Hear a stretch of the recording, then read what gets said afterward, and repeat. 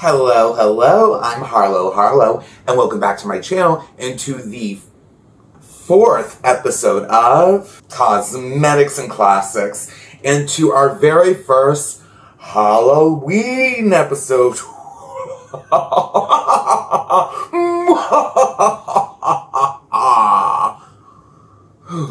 You like that laugh? You like that laugh? Or how about, like, should I do a witch laugh? How about a witch laugh?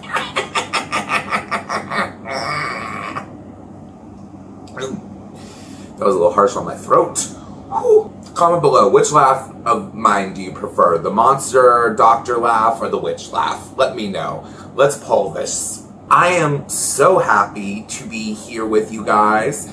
Before we start this episode, please like and please subscribe to the channel. That would mean so much to me. And thank you guys so much for watching my last video, a 1968's Funny Girl.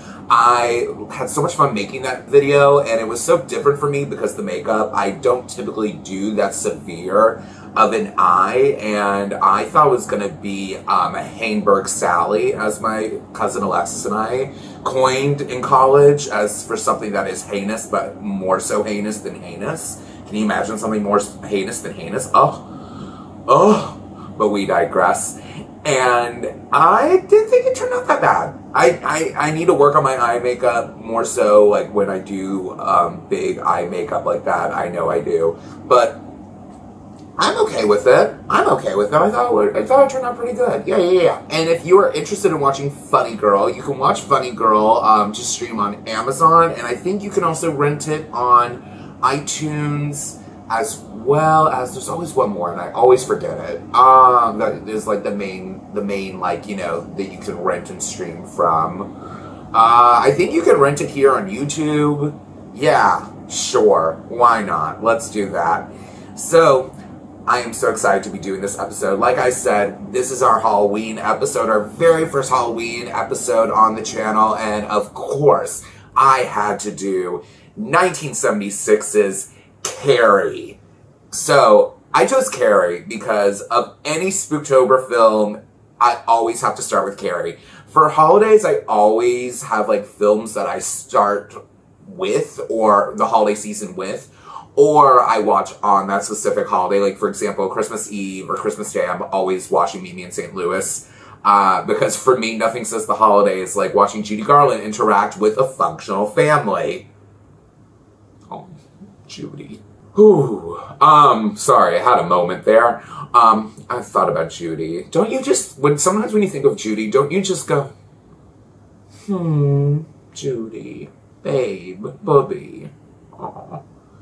We digress. But for me, with Halloween, with Spooktober, I always start the month with Carrie. Yes, month. I am one of those people. I always was, just only recently I'm one of those people, though. I never was a big, like, thriller, horror, scary movie person. Not till COVID, actually. Because I guess during the Pandorama, I was like, well, what can be scarier than this? And I love horror films. I love horror, I love thriller, I love monster movies. I am obsessed with monster movies, the Universal Monster movie sphere. Obsessed.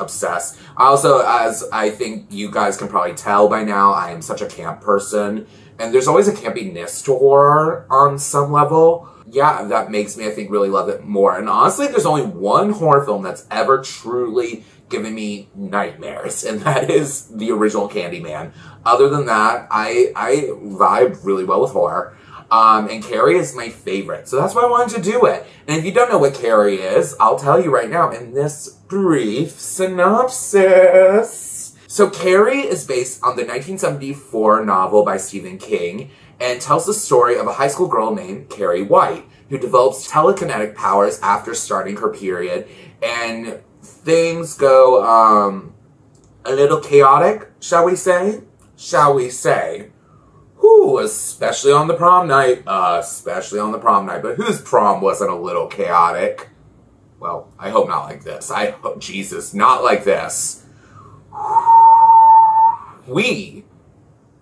But that's what we're doing today, and I'm going to be doing a sort of very clean, soft pinkish 70s makeup Very inspired by what Sissy Spacek looked like on prom night, you know, before the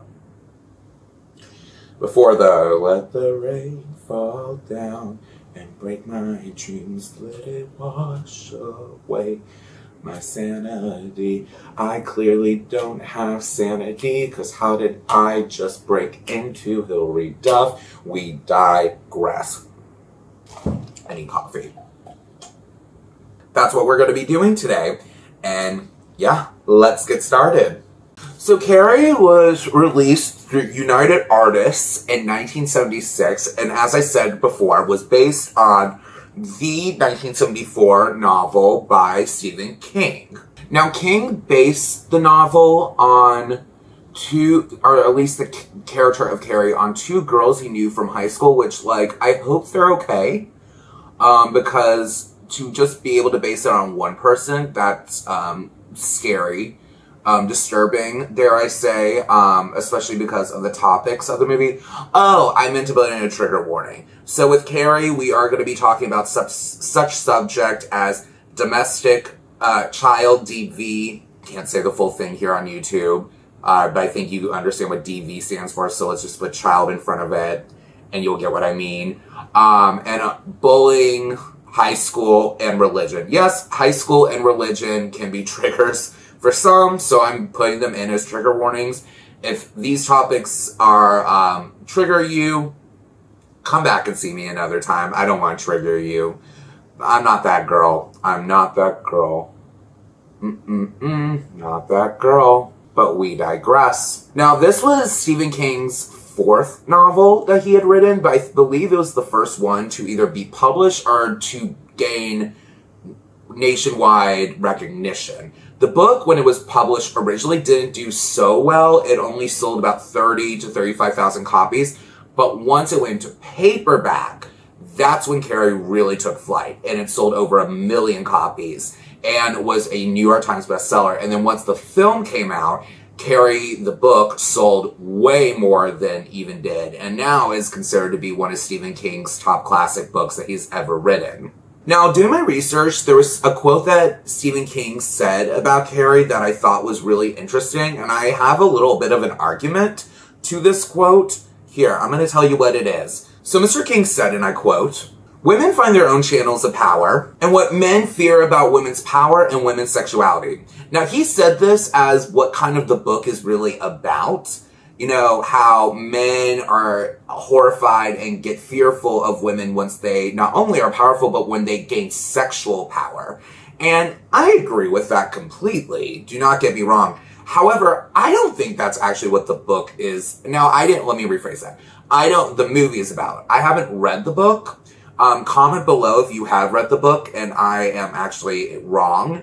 But based on the movie, if I had to say anything, I don't think this is about men fearing women's power and women's sexual power. I think this is actually about women fearing other women's power and power of self. And that's a real thing. That's a real thing for everyone. I think sometimes we see a person and that we might be able to relate to, and we get a little fearful of them being more powerful than us, being better than us, being more successful than us. And, you know, to that I say get therapy.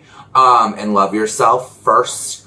But yeah, and I think that, you know, we have seen through media, and not to like pit women against women, but, you know, when as we get older, when we go through our teen years, you know, we get mean. I was mean. I was a mean little child. Middle school me, I would not want to F around with my middle school self. We were going through some things and we were taking it out on people with our mouth, but we digress.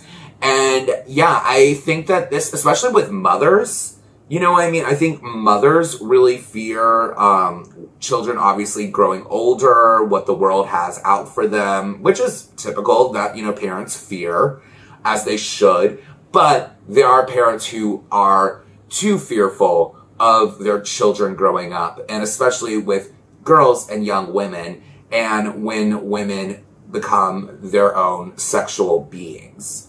And yeah, I think that's more what the book, or at least the movie, is about. And I would assume that's what the book is about, because I've always heard that the book and the movie are pretty, like, in one with one another. Oh, by the way, sorry. AC is still going. I'm in menopause, as y'all all know. Yeah, we're keeping it on. Fight me. Oh, God, no one wants to fight you, you Aries. Jesus, calm down. So one thing I thought that was really funny about the book, before I go back into the movie, is that this book was one of the most banned books in high schools in the 1990s. First of all, where did the 80s go? Why did it take so long to ban? But this basically got banned for the sexuality shown in it amongst the teenage characters, as well as the unchristian-like themes. Ooh, America. The separation of church and state isn't real, allegedly. We digress. And then the book became a movie that starred Sissy Spacek, Piper Laurie, Amy Irving, Nancy Allen, William Katt, Betty Buckley, and John Travolta. And a special shout out to my gal, Edie McClurg, one of my favorite character actors of all time. Chef's kisses to Miss Edie McClurg. So let's talk about Sissy Spacek for a minute, because this film was extremely important for Sissy's career. So pre-Carrie, oh, did you hear that? Pre-Carrie, Sissy had 9 film and television credits to her name, most notably 1973's Badlands, starring opposite, not Charlie Sheen, Martin Sheen, and directed by Terrence Malick. Now, this was like I said, huge. This was her big star-making turn, and also kind of proved what a powerhouse she will be for 1970s films in the next coming years. I'm going to link below Be Kind Rewind's 1981 Oscar video about Sissy Spacek and her win for Coal Miner's Daughter, because it really explains her rise to especially Coal Miner's Daughter, but really goes into depth about this period in Sissy's career. And looking at her filmography during the 1970s and seeing what she was doing, she really was kind of the cinephile's actress, if that makes sense, because she was doing things like Badlands and Carrie, and then she did, after Carrie, right after she did 3 Women, and then she did Welcome to LA, and then right after all those movies, she took like, there's like a 3-year gap between 3 Women and Coal Miner's Daughter, but then she did Coal Miner's Daughter. You know, so she really kind of proved that she was this, she could be this like auteur's muse, but also bring in a lot of money, which, who doesn't love a well-rounded queen? Now, come on. But that was Sissy Spacek pre-Carrie. And Sissy Spacek was actually not the first choice for Carrie. There were a couple other actresses who auditioned for Carrie, including Carrie Fisher, including Glenn Close, and including Linda Blair. And if all of those, I would say Linda Blair is probably the obvious choice, just because she was, you know, 3 years off of The Exorcist. So that makes a lot of sense. But actually, Brian De Palma, the director of the film, was going to give Carrie to Amy Irving, who went on to play Sue in the movie. But once Sissy went in to audition for Carrie, and she went in stomping to get that part. She came in with a blue sailor's dress that she had since she was a child, which adults who can fit into their clothes from, like, childhood, catch me, never. Even as a child, I couldn't fit into my clothes from childhood, but we digress. And she also put Vaseline in her hair to make it just look, you know, just look unkempt, and, you know, she looked like Carrie, looked like her idea of what Carrie was. And once she did her audition, Brian De Palma was completely sold. He didn't need to see anyone. In fact, he actually then offered Sue, that character, to Amy Irving, and then he had to go in and talk to Nancy Allen, who eventually played Chris in the movie, because he had offered Sue to Nancy. So then he was like, hey, how about you play Chris instead of Sue? And the rest is history. And to be honest, divine intervention from the cinematic universe, because this is a perfectly cast film with actors who were really about to come into their own. Like, not just Sissy Spacek, but Amy Irving was about to really come into her own. John Travolta was coming into his own. Edie McClurg was coming into her own. Like, there were so many that's one thing about this movie that's really great about watching, is just seeing these young actors who are icons. Some of the best actors the film and television world have known, and the biggest movie stars, period. But they're just babies here, and that's just so exciting to watch. I love films like that. I love films like that.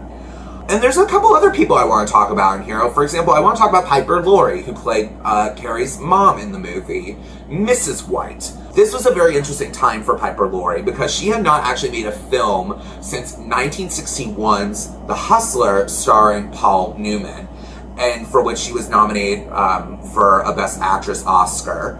Now, I would love to just have a conversation with Piper Laurie. She seems like someone who just, like, doesn't hold back. And she also is kind of can read the writing on the writing on the wall, if that makes sense. Like, pre The Hustler, she was in Hollywood, but there was no roles that she really found that she loved, so she left Hollywood to go to New York to study. She came back, she did The Hustler, but then there was no, like, prominent roles that were being given to her, and and the things that she was getting offered, she did not, like, think were great, so she ended up leaving again. She did a couple TV parts after that, but her last actual, like, on-camera job was 10 years before Carrie. So this was like a return for Piper Laurie. And Piper Laurie, low-key, when she read the script and saw the character, she was like,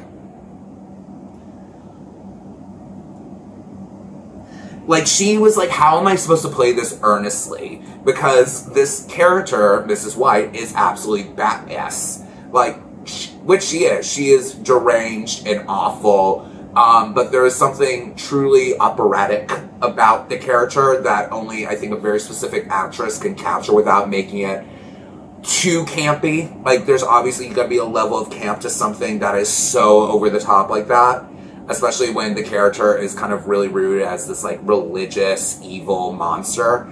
But I think she found the balance perfectly. But she said, I think, that, like, there was, like, some trouble playing a character that was quote-unquote histrionic, which, just for her saying that alone, makes me really want to get to know her a little bit more before she leaves this planet. Miss Piper, if you're watching, let's get coffee. Let's get coffee. And the movie was directed by Brian De Palma. Now, Brian De Palma, in this day and age, is a prolific director. Very prolific. At the time, he was very new to Hollywood. This is actually his first major film to be produced through a major studio, which was United Artists. De Palma had come from the New York film world, and most notably, his films from that era included Greetings and Hi Mom, Hi Mom, which starred a very young Robert De Niro. And the movie was adapted for the screen by Lawrence Cohen. Now, the movie had a couple of bad reviews, obviously. That happens with, not obviously, like, obviously this would get a bad review or two. For me, I couldn't give this movie bad review, period. But we digress. That's just me sitting here in my apartment, not about to do my makeup. Oh my god, I've been meaning to do my makeup. I was starting, and then I started talking. Sometimes I forget I am diagnosed ADD. But we digress. But yes, the movie was a critical and commercial success. It garnered a lot of great reviews by some of the most prolific film critics of the day, including Robert Ebert, who said, and I quote, "Absolutely spellbinding horror movie, as well as an observant human portrait."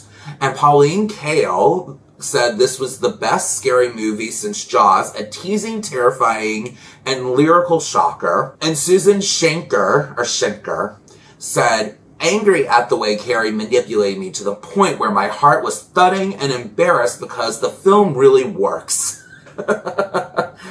Oh, that makes me laugh. However, like I said, some people did not like the movie, like Roger Ebert's other half. Gene Siskel said that the movie was, and I quote, "crude and sloppy," which, like, yeah, I can kind of understand the crudeness. Sloppy, I don't know, but crude, sure. Yeah, definitely. This movie could be very crude in times, and we'll talk about that a little bit. In just a little bit. The movie had a little under, a $2 million budget and made back $30 million at the box office in the US and Canada alone. So this movie did very, very, very well financially. The movie was nominated for 2 Academy Awards, including Best Actress for Sissy Spacek and Best Supporting Actress for Laurie, making this Sissy's first Oscar nomination and Piper's second nomination. Now, I must note that the Academy's relationship with horror is pretty minimal. That is an understatement. There's barely any horror films that ever get recognized by the Academy of Motion Pictures, Arts and Sciences. Oscars rarely go to horror films or horror performances. For me, I remember when I realized that Kathy Bates and Jodie Foster won back-to-back for Misery and for Silence of the Lambs. I remember being like, holy wow, that's huge. And then had to sit back and realize, I can't believe that's huge.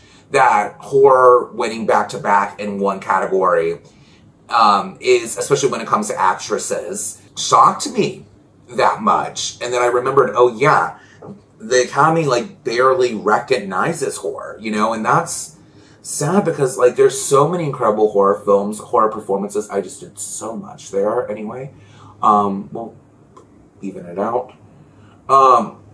We digress. But there's so many like great horror films, horror performances that should be recognized as some of the best films of their years, and they're not, and that sucks. Like that sucks because they should be recognized.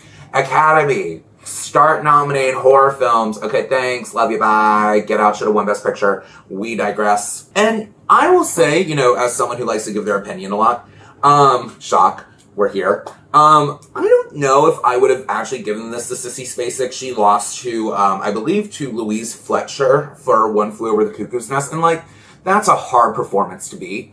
But Laurie, I would have given it to her. It is such a, as I said, an operatic performance, a performance that I think could have been way overdone, way too camp. But I think she balances it all so amazingly that it's just like, how did you not give it to her? Oh, right, because it was horror. Bias, obviously. We're back. I answer my own question. I love that. I love when that happens. Now, this movie has a bit of a legacy. It was rated number 46 on the American Film Institute's list of 100 Years, 100 Thrills. Number 86 on Empire's 500 Greatest Films of All Time, which, I mean, 86 out of 500. And number 15 on Entertainment Magazine's Best High School Movies of All Time. And I believe there's like 50 films on that list. So, yeah, Carrie holds up, and obviously in pop culture, we have quoted Carrie. There have been remakes of Carrie, most notably one with Chloe Grace Moretz and Julianne Moore in like 2015 or 14, something like that. And I believe there was a musical that didn't do so hot, so we won't talk about that, but there's been TV films. There's just so many cultural references. As someone who was a club kid back in their day, Carrie is a very popular character amongst drag queens and drag performers. So yeah, Carrie is truly a classic, an iconic classic that stands the test of time. And I think when it comes to horror, I think for most people, it ranks amongst the top 10 greatest horror films that came out of the United States in the 20th century. Argue me in the comments below if you'd like to, but I find it very hard to believe anyone would argue me on that. And now, we shall talk about the movie. So the movie opens at high school in a PE class, and we see Carrie immediately getting bullied. She has a ball thrown at her. And the high school's name, by the way, is Bates High School. And throughout De Palma's career, he always throws in some kind of references to filmmakers that he was a fan of, or is a fan of. He's still with us, toy. But in Carrie specifically, there's not only specifically Hitchcock references, but there are Psycho references, such as the high school's name being Bates High School. And that's how the film opens, and then we get our opening credits scene, and it's So De Palma has been accused sometimes of being too exploitative, and I feel like this opening is the antithesis of Brian De Palma can be exploitative. .com, .net, .org, even .uk. Because the whole scene, so this is in the girls' high school, or the assigned girls' high school locker room. It's this kind of very soft, dreamlike music playing with the steam from the showers going, so it gives us this very foggy mood, if you will, visual effect, while all these actresses who are playing high school girls are fully nude. Bush out. It's the 70s and the bush is bushing. Sorry, was that too TMI? That was a lot. I'm sorry. But it's so over the top. It is over the top. It's just pure exploitation, pure 70s sex exploitation. And that's like and it goes on for a while. And the camera motions to the shower, which we find Sissy Spacek, aka Carrie, taking her shower and just, soaking off the PE class like we all used to do back in the day. Well, I didn't, because I always tried to skip PE as much as I could. How many queerdos can relate to that? How many fatties can relate to that? Comment below. But we digress. Things, like I said, are calm and fine until all of a sudden we start to see a shot of Carrie's thighs. And we start to notice a red fluid dripping down her leg, meaning she had just started her period. Now, for the audience, it's like, well, yeah, she's a teenage girl. That happens. We've all read Are You There, God? It's Me, Margaret by that point. Like, come on now. However, we soon learned that Carrie has no idea what a period is, and that it would be happening to her. And so when it does happen to her, she starts to freak out.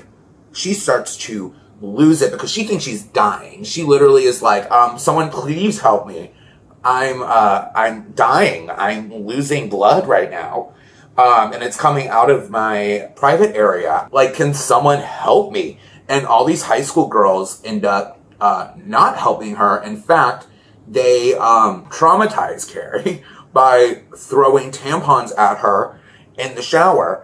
And this includes Chris, who is the lead mean girl of our film, and then her best friend, Sue. It kind of seems shocking because once, the PE coach, played by Broadway legend Betty Buckley, comes in, she immediately is like, Sue, what are you doing? Like, she's shocked that Sue has participated in something so vicious and heinous and traumatic. Like, honestly, if I were the principal, I would have expelled all of them. I would have been like, y'all all need to leave my premises because y'all should not, I don't want you to be a part of our school. This is not what our school stands for.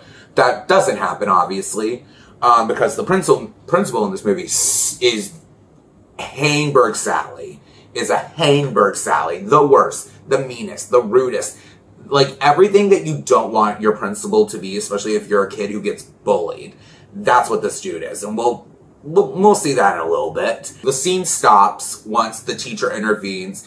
And our teacher, she's kind of like, our PE coach, she's the only teacher, or the only person in the film that from the start is, on Carrie's side. Like, she wants Carrie to be liked and loved, and she wants to give that to her because clearly no one is giving that to her. Literally no one's giving that to her. And we soon are in the principal's office, and the principal can't get Carrie's name right, keeps calling her Cassie, even though our beloved PE coach has been correcting him before she even walks into the room. And Carrie is just standing there, shaking, won't even look up at him because she is very afraid of authority. And however, though, when he keeps calling her Cassie, she's like, it's Carrie.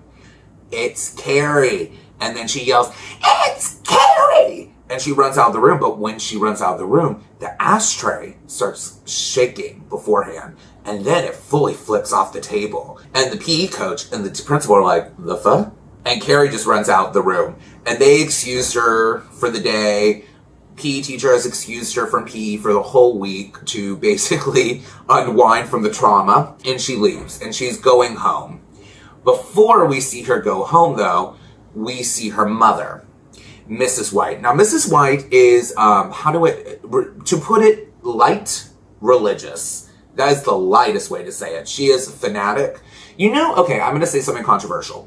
I think religious freedom is very important. I believe that as long as you're not hurting anyone and you let people live their lives, practice whatever you want. I do think, though, that there are aspects of all religions, mine included being Judaism, that people can take that religion and make it into obsessiveness and can make it even cult-like, if you will. And that is where Mrs. White lies in. Her whole life is religion and following the Bible verbatim and following rules that are archaic, misogynistic, harsh. And she's selling, I don't even know if she's selling Bibles or she's just spreading the word. That's what she says she's doing. But she is clearly collecting money for a church when she ends up on Sue's mother's doorstep. And Sue's mom is just like chilling. She's on the phone talking to a friend. And then when Mrs. White comes in, she's like, oh God, she's here. And she immediately is just like gives her money to like leave the house. And Mrs. White takes it as a sign and then sends her a blessing that she'll find Jesus. Girl, like, I don't know. Knitting is an affordable hobby. But we digress.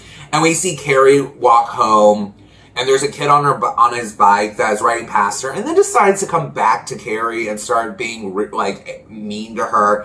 But then Carrie just looks at him, and he immediately falls off the bike. And when I say, I've seen this movie a good amount of times to not laugh as hard as I do when that happens. Like, when I see that scene, I laugh as if that's the first time I've ever seen that scene. With all the times I've seen it, I still laugh, because it's just funny. Honestly, when little kids fall off their bikes like that, and they're not like injured, I cackle. I know that's horrible. Leave me be. I'm a horrible person. Whatever. It is what it is, Santa. Ugh. But we digress. And so Carrie goes up to her room and she immediately hides because she knows what's coming. And then her mom comes home and the phone rings and her mom answers, and it's the school, and the school explains, like, hey, Mrs. White, Carrie was sent home today. This is what happened. She started her period. Might want to talk to her about it because you kind of should have done that years ago. And I think they're also, all the schools kind of shocked too, because to start your period at like 16, 17, 18, pretty late. Pretty late. So they're probably like, might want to go to the doctor and see why it started so late. Just a thought. Just a thought. And instead of like comforting her daughter, seeing how she's doing, offering her to stay home from school till she feels better, till she can like face those disgusting children. Instead, she calls Carrie down, and Carrie immediately is like, Mom, why didn't you tell me? Why didn't you tell me this was happening? I thought I was dying. I thought I was literally going, like, this was going to be my last day on Earth. And Carrie's mom retaliates against her. She basically is like, you're a woman now. Men are going to be sniffing you like dogs. They're going to be able to tell now that you're, you know. This is what I mean by, I think that it isn't the men in this book that are in this story that are fearful of a budding girl's sexuality or a young woman's sexuality, whatever, you get my point. But it's the mom in the movie, in the story. It's the girls around her because they're the ones who are severely torturing her. And Carrie's mom throws her in a closet and makes her, like, read a Bible till she, quote unquote, like, learns her lesson, which it's like, she had her period. Let her be. Like, people have their periods. Like, cis women, trans men, and non-binary people have their periods. It happens. It's very, very natural. Also, can we, like, normalize periods even in 2022? It's not normalized. Why is it not normalized? people have menstrual cycles. Again, someone go buy How Are You There, God? It's Me, Margaret by the legend Judy Blume. It's not that hard. Get on the Kindle. But yeah, it's just like immediately we are thrown into Carrie's world and we see that she is abused. She is someone who can't go to a safe home and doesn't feel safe at school. And when you are a kid and you don't feel safe at either home or school, you have nowhere to feel safe in. And that is tragic. That is tragic. That's why for me, when Stephen King's like, yeah, I based this off of 2 girls I knew in high school, it's like, please tell me they're okay and please tell me you checked on them. Like, please tell me someone was checking on them. And then eventually Carrie leaves her room and she kisses her mom on the cheek and she's like, good night, I love you. And it's sad because it's like, clearly, all this girl wants is just to be loved and to have a mother who loves her and gives her the kind of love and care that, I don't know, mothers are supposed to give their children. But really the only one that we've seen so far even try to is Carrie's PE teacher, who I just realized I didn't write down her name. And I've seen it a billion times. And I forgot her name. I'll put it here. This is the PE teacher's name. I have to film this video though, so I'm not going to be looking it up right now. But this is her name. We stan this PE teacher. So we're back at school, and like Carrie, again, it's just a never-ending cycle. Like, she is constantly being tortured, she's constantly being harassed and bullied for like no reason. Like, let the girl live, and like, I don't know how, like, no one just sees, like, she is being bullied. But meanwhile, there is one person, as I keep saying, our friend, the PE teacher, and she calls the girls who all bullied her in, and she explains, like, look, you got 2 options. Either you have you have after-school detention with me in PE, or you get suspended for 3 days and you don't go to prom. Which I will say, fair punishments. For me, after-school detention, where I have to do phys ed, and especially as a punishment where you know they're going to make it a punishment, or not going to prom, like for me, back in high school, as a fat little sweaty little teenager, my hell, like that's my personal hell. I would take the bullet. I would fully be like, just kill me. Just kill me. And the only one who really, like, opposes this is Chris. And Chris is that mean girl. Her meanness isn't contextualized. Like, we don't ever understand why Chris is the way she is. But also sometimes mean girls are just mean for no apparent reason. Some people are just heinous for no reason. And I think in this case with Carrie, I think it's fine. Because it's like, yeah, like, in order for her to be so mean, we would have to then in order for us to understand why Chris is Chris, we would have to then make the story open to her. And, like, no one has time for that. This is all about Carrie. The movie is called Carrie, the eponymous character of Carrie. So, yeah, we're not really delving deep into Chris's psyche. Although I'm always intrigued to understand the villain's psyche, the bully's psyche, the mean girl's psyche, to just get a full understanding. But like I said, we don't always have to. And in this movie, I think it really does work that we don't fully understand and just accept that Chris is the worst. Chris is, like I said, the only one that really fights this. But at first, she does agree to go do the PE detention. But then once she's there, she, like, literally gets into a physical altercation with the PE teacher, including where the PE teacher slaps her. Which, like, welcome to school in mid-century, late mid-century America, where teachers just could beat you up. Just could beat you up. And Chris is like, screw this, I'm not doing this. And then the teacher's like, okay, well, great, you're not going to prom then, bye. This is, like, where, like, I would say Chris's, like, actual Joker origin story really starts. Because later, we see her cruising with her boyfriend, Billy, played by a very young John Travolta. I don't even think he had made Welcome Back, Kotter yet, which was, like, the TV show that really launched him. I don't even think he had even made that yet. So, yeah, this is like, again, baby actors, baby icons, legends about to become big stars eventually in just a couple of years. They're cruising, they're doing bad teenage 70s things like cruising and drinking while driving.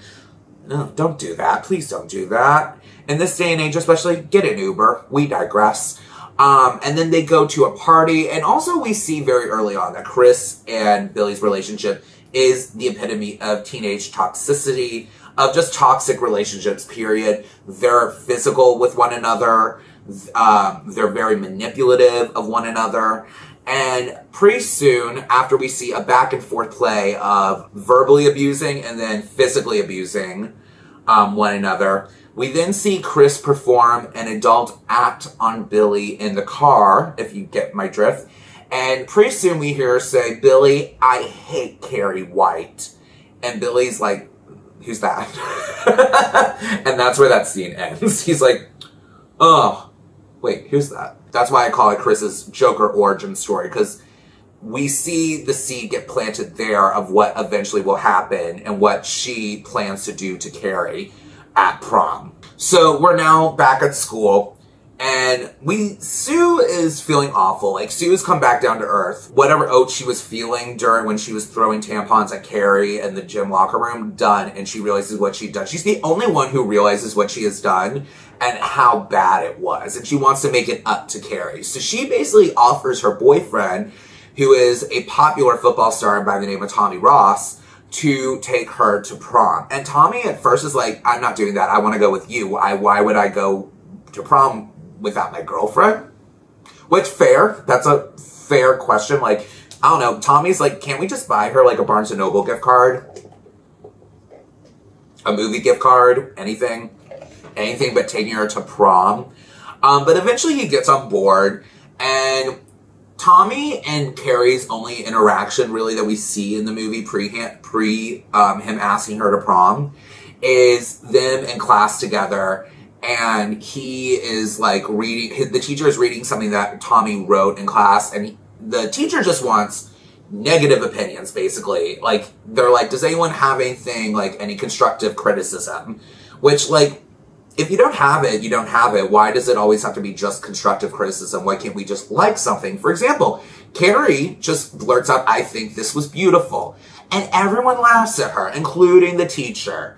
And then Tommy kind of stands up for her. He's like, "You're mean. Like, you're a mean dude." And the teacher's like, "Dude, don't talk back, dude. Did you say something, dude?" And then Tommy's like, "No, dude, I didn't say anything, dude." You know, the 70s. And then that's really it until prom, like, or until he asked her to prom. Like, that's the only interaction we see.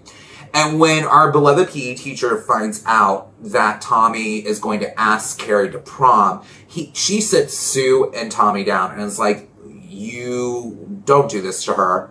Please don't do this to her. Like, why are you gonna, like, ruin her life even more?" Like, she is so sure that, like, this is how mean these kids are, all the kids are to Carrie, that the PE teacher just doesn't believe that someone will go out of their way to do something that nice for Carrie. And Sue explains, "Look, Tommy and I, we don't care what other people think. We don't care how we look, because we're cool. We're bad. We're cool. We're the coolies. We're the coolies of the coolies." You know what I mean? And Tommy's like, and then Sue looks at Tommy and is like, "Right?" And Tommy's like, and he goes, "Yeah." The dudes are duding, but we digress. And so, yes, Tommy asks Carrie, and Carrie, it takes him a minute to ask Carrie. He asks her first when he's in the library, as Carrie is looking up telekinesis, because her telekinetic powers have been amping up throughout this time. And she wants to understand what's going on with her, which makes sense. I'm sure for her, she's like, "Oh, I start my menstrual cycle and now I can move things with my mind? I'm magic, baby." Actually, that's probably not what she was thinking. You know, watching this movie for the first time as with the lens of, I'm going to write, like, I need to pay attention to every detail of the movie to make this YouTube video, my Halloween video, my spooktacular. And it's really fascinating how Carrie is both really intuitive and so naive. Like, she's so naive to what love is and to how her mom should love her, to her mother, her relationship with her mother. And, like, later on we'll hear her say, when she's explaining to her mom about why she's going to prom or how she wants to go to prom, and she's like, the kids think I'm funny, Mom. They laugh with me they laugh at me all the time. And it's like, yes, sis, they're laughing at you. They don't think you're funny. They think they're just being bullies. Like, it's so sad, but at the same time, she's very aware of, like, why her dad left her mom, why certain things happen that, you know, and her mom tries to deny them. And she's like, no, Mom, this is how it is. You know, so Carrie is a very complex character. I just felt like saying that now because I feel like I was going to forget to say that. But yeah, Carrie is just a very much more fascinating of a character study than I even really thought about. So Tommy finally is able to get Carrie to agree to go to prom with him. He shows up to her doorstep. And Carrie is like, dude, please leave. I'm going to get into so much trouble if you're here. But she doesn't really say that, but that's like, you can tell that's what she's thinking. Like, she's like, Mom's going to lock me in the closet just for you showing up to say hi to me. And so, I want to take you to prom. She's like, why? He's like, I like that you liked my poem, and that means a lot to me. It's very teenage. It's very teenage. It's very like, when you're little and you're like, your favorite color is blue? My favorite color is blue. We're going to be besties. High key, that is actually how me and my best childhood friend became best friends. And she's still one of my besties to this very day. So I guess that can work out in some cases. But we digress. We now have honestly, visually, one of my favorite scenes in any film. To me, this is visually one of the most haunting, stunning, gorgeous, gothic images in screen history. This is the dinner scene, the kind of Last Supper scene, if you will, between Carrie and her mother. And Carrie is, so let me just like set up the scene. I know I will throw in a picture, but just let me set up. Because, I have to. And I want to. And I need to. But so Carrie is sitting on this end. Her mother sitting on this end. Room, pitch black. Not a light on except for a bunch of candles. And in between them at this long dinner table is a portrait of the Last Supper. Like, haunting. Beautiful, show-stopping, never been seen, never been done before. And Carrie is explaining to her mother about how she was invited to prom and how she's going to prom. And her mother's like, no, we can pray about this. You're not going to prom. And she's like, let me be a teenager. Let me live. Let me have a life. Let me start having a life. I don't want to be like you. And they start to have a fight. And then her mother throws, I think, water, maybe even soup onto Carrie, burning out all the candles in between them. So now they're just in this pitch black dining room. And they get up, and it's really a big fight. Carrie's mom wants to throw her in the closet, and Carrie gets angry, and she's like, no. And then doors start closing, windows starts closing. And then Carrie's mom looks at her and goes, witch? And Carrie's like, no, I just move things with my mind. Like, it's not a big deal, Mom. Calm down. Like, I'm not a witch. I'm still your daughter. I'm still the daughter that you throw into closets and make pray to the Jesus to. I'm still that girl. And her mom's like, no, you're not. You're a witch. You're evil. You are of Satan's child. I can't be around you. And Carrie's like, I don't care what you think. I'm going to prom. And now we move on and we get the montage of them going to prom. Well, actually, we do get a moment of where Sue's plan starts coming into play, but I'll get to that real quick. First, I'm going to put on my lipstick. Welcome back. It's just a soft, pretty little lady. I really do look like a doll and a half. I'm just saying. Sorry to be, like, very into myself, but, like, hey, if you're not going to be into yourself, how can you be into other people? You know what I mean? But we digress as I close my NYX liquid lip from their lingerie collection. This is called, what is this called? Flaunt It. And I do. Ooh, But we digress. Back to the movie. As I was saying before I left, we do see Sue do something that is full-ass animal cruelty, which is a part of her plan. She, Billy, and a couple other people go to this plant area, this like farm area in their town, and they take a hammer and they find a pig and fill in the blanks there. Hammer, poor innocent pig. I don't think I can say it on YouTube. You get what I mean.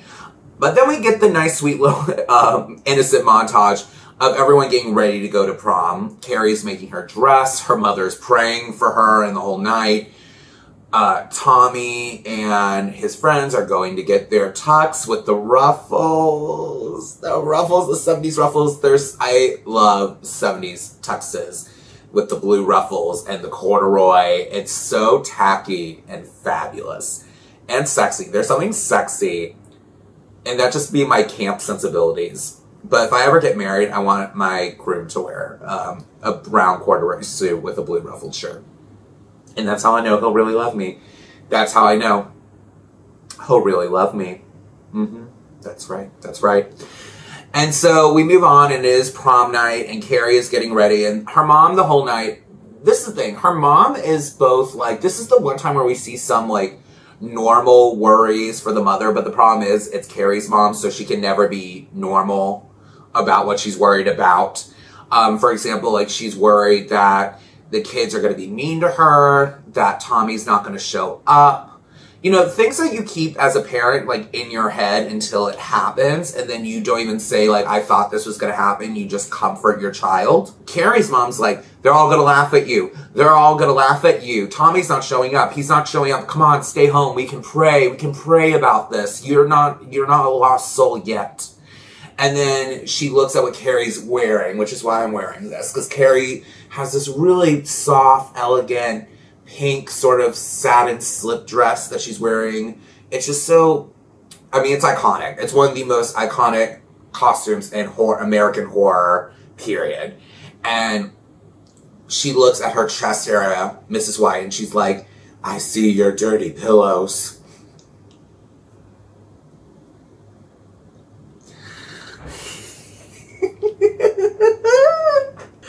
I see your dirty pillows. It's like, this is what I mean by how horror can be camp. You know what I mean? Like, lines like this are campy, and they're all gonna laugh at you. Like, it's camp. It can be very campy. And Carrie's like, Mom, they're called breasts. You have them. I have them. A lot of people have them. It's normal. It's just normal. And it's like just amazing because it's like for a brief moment we think, Carrie's gonna go to prom. She's gonna have a great night. She's going to be a normal teenager, and she looks gorgeous. She's going with the most popular guy, and he seems like he's gonna take care of her during prom. By the way, Sue has given up her ticket to go to prom because you can't go to prom at this school apparently if you don't have a date. Can you, like, no wonder prom is so traumatizing for so many people, and why so many people over years were like, no one took me, and there was no one to take me. It's like, because in my head, I'm like, you don't have, like, one girlfriend that you could just go, that also doesn't have a date that you can go with, but instead it's just like, and once this happens, I'm like, oh, you literally were not allowed to go to the dance if you did not have an actual date. Like, that's so archaic and misogynistic and gross, and just leaves so many out of the experience of going to prom and having fun. Like, think, if there wasn't that limit, like, Carrie could have just gone by herself if she wanted to. People could just go with their girlfriends. I went with my best friend, the one I just said that we bonded as little kids for having the favorite color blue. She was my prom date. And I had probably a better time with her than I would have had with, like, an actual date. Like, it's weird to me. It's so weird. The 70s were wilding, man. Ladies and all in between. The 70s were wilding, but we digress.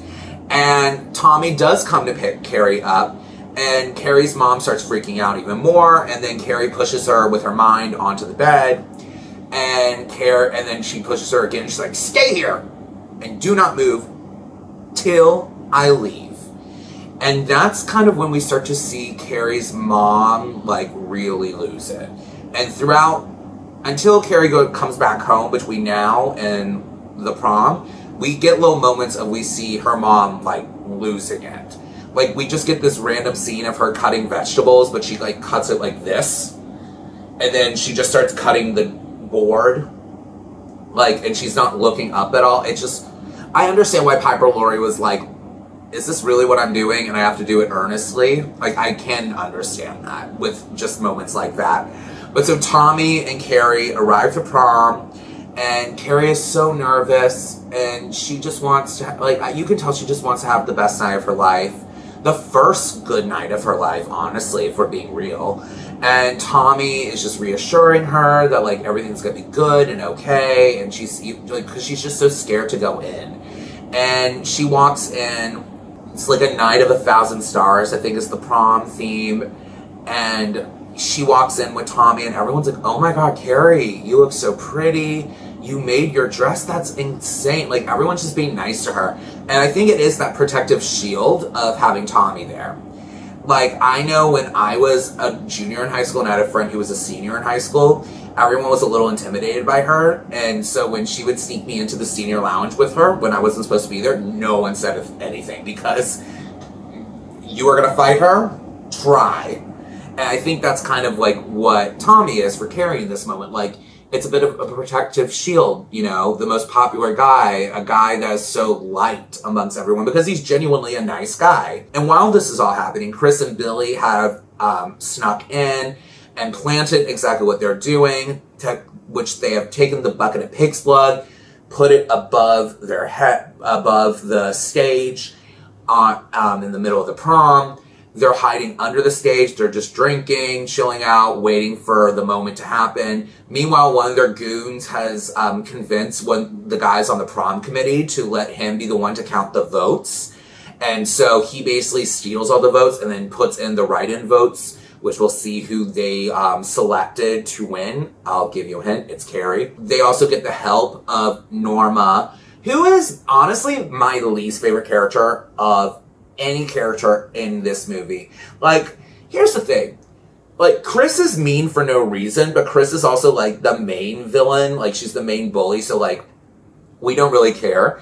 But Norma is just a tag-along type of mean, which literally comes off even meaner sometimes, I think, than even Chris does. And even more vile, because she just goes along with everything Chris says without thinking.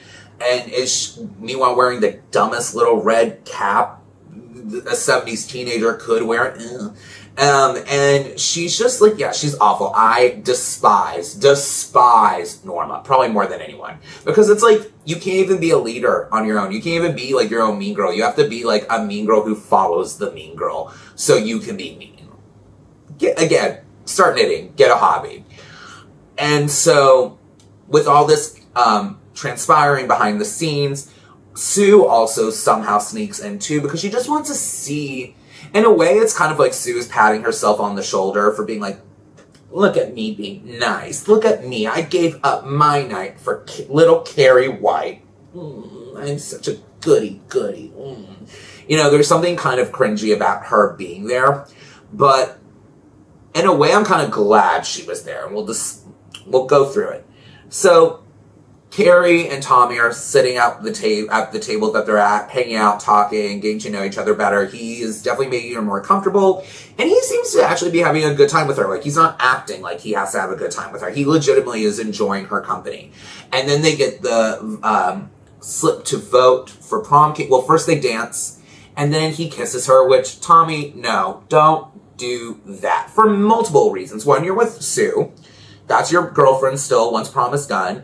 Two, for someone like Carrie, like, she's already probably feeling confused about Tommy and what Tommy really thinks and feels for Carrie. If you are naive and don't really know what dating is like, I know for me, I didn't start dating till I was in college. And if someone just, like, kissed me because they felt like it was kind of like a part of the package deal, if you will, for giving Carrie a good night, that would confuse the hell out of me. Like, the next day I would wake up and call and be like, So, want to go to dinner? Want to get a movie? How about brunch? And he'd be like, oh, it was just a one-night thing. And that would screw her up even more. So, like, I hate that he kissed her. I hate that. So, only one negative thing about Tommy. He kissed her. And that, for many reasons, was not the move, sir. Not the move. But later on, they're sitting back at their table and they get their voting form for prom king and queen, and they're on it as a couple. And Tommy's like, so we're voting for ourselves. And Carrie's like, no, we can't vote for ourselves. That's just wrong. That's kind of dishonest to vote for oneself.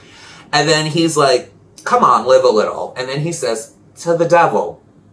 And then Carrie looks down at the paper. She looks back at him, a little giggle. Picks up the pen and says, to the devil. Choice words, my friend. Choice words, little white. And we get the results.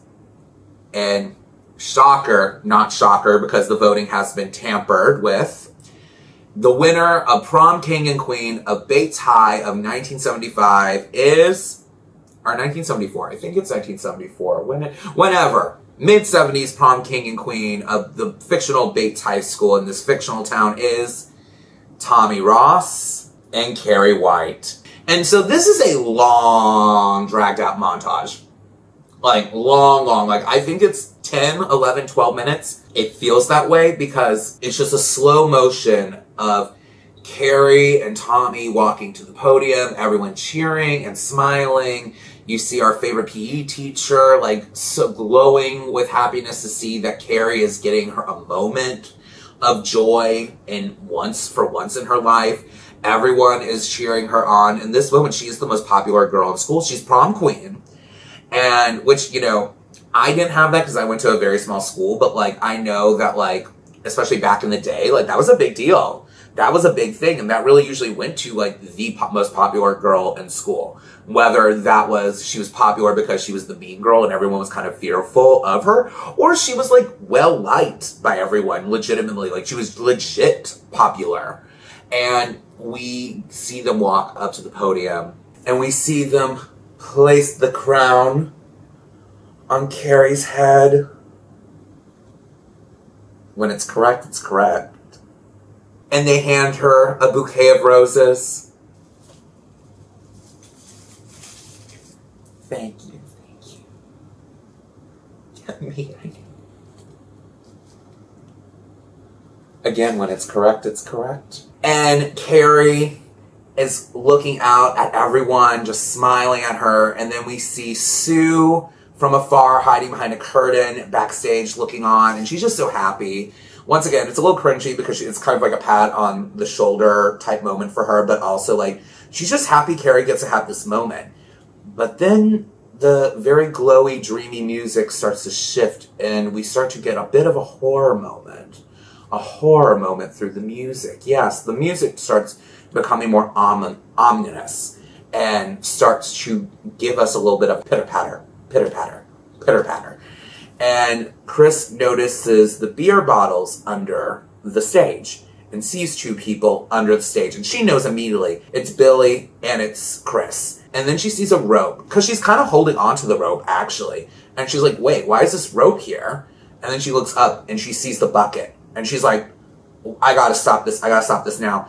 And she runs to the stage. And we see our favorite PE teacher see her run to the stage. And she thinks that she's gonna do something mean to her, to Carrie, and sabotage the whole moment. So she stops her and throws her out of the gym. And then right when she does that, all of a sudden, what's that above me? Oh no!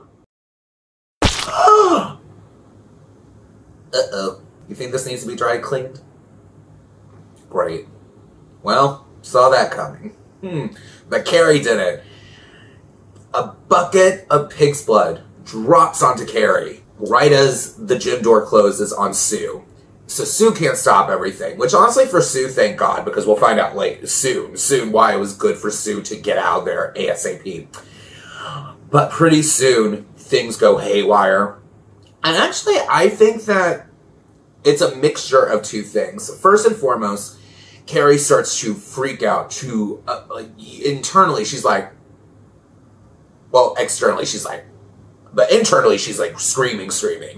And then she starts hearing her mother's voice. They're all going to laugh at you. She starts hearing all the bullying that has happened to her throughout the film, like all the voiceover of the bullying. She starts to see everyone laughing, starting with Norma. Like, for what, Norma? For what? And then she starts to see everyone else laughing. But, like, she's really just seeing it. She's really having, like, an outer body experience. Because I knew that she was having this outer body experience. And at least not everyone was laughing. Because pretty soon we see our favorite PE teacher laughing at Carrie. And it's like, okay, she would never. She would be horrified. She'd be running up on that stage trying to cradle her baby Carrie. And so that's when I was like, this is all in Carrie's head. But then pretty soon, the bucket drops onto Tommy's head and KOs him right then and there on stage in front of everyone. No one knows this, but he is, he's gone. He's gone, girl. And Carrie, after freaking out, all of a sudden becomes very stoic. Her eyes get bigger. And then she starts looking around at the gym room. And she telekinetically closes all the doors. And then, well, things start to go absolutely haywire. As I said, locking the doors, not letting anyone out of the gym. And she starts taking everything out on everyone. She undoes the fire hose telekinetically, and she starts squirting everyone with the water. And remember, with a fire hose, that water is like this. So it's knocking people out, it's basically drowning, waterboarding people, essentially, including Norma, which, not fun fact, but fact, the actress PJ Souls, who played Norma, she had, like, major damage to one of her eardrums from the water. Like, I think it took her, like, 6 months to get, like, completely healed from all that. So, like I said, not a fun fact, but a fact nonetheless. And we start to see, because of the water going everywhere, we start to see lights get flickered, and we start to see people get electrocuted, including the principal, and we see fire start happening, and everyone is basically gone. Everyone gets KO'd in this scene. Everyone who was in this gym, who was at this high school dance in this moment, except Sue, because by the grace of the universe, and our beloved PE teacher, who also gets KO'd in this scene too. She gets, like, electrocuted, and then she has, like, something, like, hit her in the stomach, and, like, it's just awful. It's brutal. It is truly horrifying. It's one of the most horrifying scenes in film history. I can fully see how this scene just, like, scared the bejeebus, why not, out of everyone who's watching it. And then pretty soon, Carrie leaves the gym because, like, what else is there to do? The whole gym is up in flames now. And she leaves and she starts walking home, and then she sees Chris and Billy, who were able to get out of there just in the nick of time too. Well, actually, they see her, and then they're planning to basically drive over her until Carrie sees, turns around, and just with one look, Carrie flips the car, and the car bursts into flames. So she KOs Billy and Chris in that moment as well. Literally leaving the only person from school or from her class alive is Sue. We get the scene of her walking back home, and she's covered in the pig's blood. And when she gets home, it's kind of like she starts to come down. I don't know if you've ever had, like, a panic attack and, like, you've blacked out, and then you come down and you're like, what happened? That is pretty kind of what Carrie is going through, like the come down from a panic attack, but like a panic attack of telekinetic powers that basically destroy almost every teenage life in town, literally. And Carrie goes back up to her room, and you can miss it very quickly if you aren't paying too close of attention, but you see her mom in a white nightgown hiding behind her bathroom door. And she's just stoic. It is so frightening. Piper Laurie gives one of the most frightening performances in film history, at least in the English-speaking language, in this movie. No, take it back. in any language. It's just truly horror. She should have won. Yeah, I'm going to stand here. I officially say it. She should have won the Best Supporting Actress Oscar of 1977 for this performance, because it is, it really, like I said, it takes a specific actress to take that kind of part and not make it full-ass camp. And she does it. I mean, she knows that it's campy, but, like, she does such an incredible, she just gives such an incredible performance with it that it's just like, oh, like, yeah, she should have won. And Carrie's in the bath, and she's washing off all the blood, and we see it coming off of her, and she's getting clean and getting off. And then as she closes the door, her mom's right there. And Carrie doesn't even, like, kind of bat an eye. It's almost like, does your mom just hide behind door frames all the time? Is that y'all's thing? That's not normal. Carrie, Bubby baby, I know you don't know what's normal for a mother-daughter relationship, but, like, sis, And so then her mother starts holding her, and she's like, Mama, it was awful. They really did all laugh at me. I just need you to hold me. She just wants to be loved. She wants to be loved because she just went through such trauma. I mean, she did just KO everyone, but she went through trauma. And her mom is like holding her, and it's like, let's pray. And she's like, yes, Mama, let's pray, let's pray, let's pray. Like, she's like, I'll do anything. And they're kneeling down. Her mother is holding her.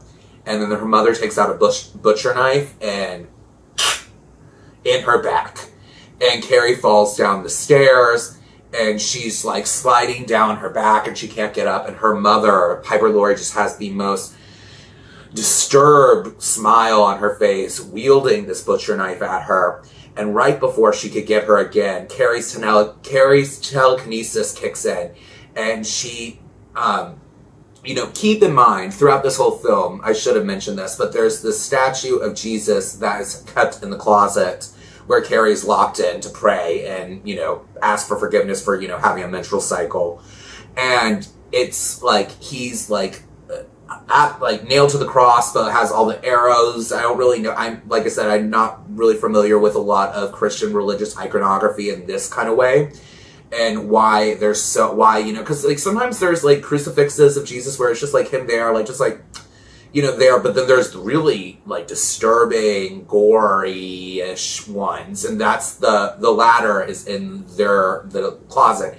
And with Carrie's telekinetic power, she takes kitchen utensils and gets her mother in that position, which ends up killing her. And it's just so sad, because she's like, oh my God, the only person that, in Carrie's mind, thinks cared about her is gone now. And pretty soon the house starts shaking, and then we start feeling it, and Carrie's like, oh God, let's go to the closet, Mom. We're gonna go to the closet. We'll be safe in the closet. And we see the house just start to go underground and burst into flames and crumble, because they're going to hell. Hell in a handbasket. Hell in a handbasket goes the whites. And both of them perish in this. And we then move on to our final moments of the film with Sue. And Sue is in shell shock. She's in horror. She is traumatized. She's literally lost every important person other than her family in her whole life. She lost her boyfriend. She lost her best friends. You know, this was the end. This was supposed to be the best, you know, senior year, the end of senior year is supposed to be arguably one of the greatest moments of everyone's lives, because you're about to start this new chapter. And unfortunately for her, it's the end of it. Yes, it's the end of a chapter, but in the most sad and tragic way possible. And the mom is saying how she's just been sleeping a lot, which is a big trauma response to just sleep. And we see Sue having this dream of her walking up to Carrie's house, where now it's just a leveled ground with dirt and debris in this square where the house was, and there's a sign that says "Burn in Hell, Carrie White," and she's in a white dress, and she goes to, like, basically pay her respects, because she understands that, like, if the blood hadn't dropped on Carrie, if Carrie could have just gone on, been prom queen, had the night of nights for her, everyone would have been alive, and Carrie would have been able to maybe move on and start to realize that she could have a normal life and a normal existence too. Unfortunately, that doesn't happen here.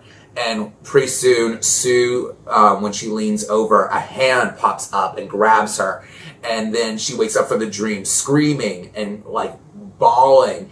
and having like this look of horror, the look on Amy Irving's face. I will say Amy Irving's performance in this is not as appreciated because, like, granted, there are only certain moments where it's like, oh wow, this is a powerful horror moment in a horror film. And that was one of them. The look on her face is just like, I don't know how many times Brian De Palma had her do that scene, but like, my God, one take would have been enough for me, in my opinion, if that's how she gave it the first time. Truly amazing. And that's how this movie ends. Guys, this was our horror movie spectacular. Thank you so much for watching. If you stayed throughout the whole video, I truly appreciate you. Please like and subscribe. If you are interested in watching Carrie, you can watch Carrie on Amazon, on Apple, and on YouTube. And I believe there are other, obviously there's a bunch of other places. I need to be better about like listing where to stream these movies, because I usually list just 3. And not everyone has all those 3. So yeah, gonna figure that out. But yes, Carrie is available on many different platforms to rent and or stream. And I highly recommend, especially this one, because it's just brilliant. It's just so good. And I love it, clearly. I just doused myself in ketchup. Can you believe I doused myself in ketchup? You know what's funny? I love ketchup. Like, I put ketchup on so much stuff, but like the minute it's on your body, I don't like. I'm not a fan. I'm not a fan. But I'm a fan of you. I'm a fan of you. Thank you so much for, like I said, sticking around. Please like, please subscribe. If you would like to follow me on social media, my handles are @them_Fatal on Instagram, @themfatal93 on Twitter, and @them_Fatal93 on TikTok. And I will be back with probably, I think, maybe a Noir-vember special, which I am Them Fatal. I gotta do a Noir special, and I got a few in mind, thinking about it. I promise I won't be doused in ketchup for that one. Hopefully, God willing. But yeah, have a good day or a good evening. Whenever you're watching, I just hope you're good. Bye.